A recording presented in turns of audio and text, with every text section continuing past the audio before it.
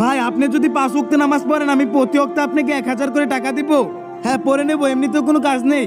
হ্যাঁ পড়বো নামাজ, সমস্যা নাই, এমনিতে ঘরে ফালতুই বসে থাকি। হ্যাঁ হ্যাঁ পড়বো নামাজ, এমনিতেই পরীক্ষার নাম্বার কম আসার জন্য ঘর থেকে টাকা দিতেছে না, ওখান থেকে তো হাত খরচ হয়ে যাবে। কিন্তু একটা শর্ত আছে, আপনি যদি এক ওয়াক্ত নামাজ মার দেন তাহলে আপনাকে 5000 টাকা জরিমানা দিতে হবে।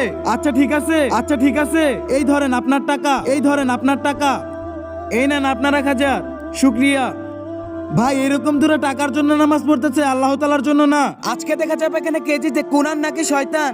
কোরআনকে ভালোবেসে থাকলে চ্যানেলটাকে সাবস্ক্রাইব করে দাও, আর শয়তানকে ভালোবেসে থাকলে কিছুই করার দরকার নেই। আরে তুই খালি দেখে যা কি হয়।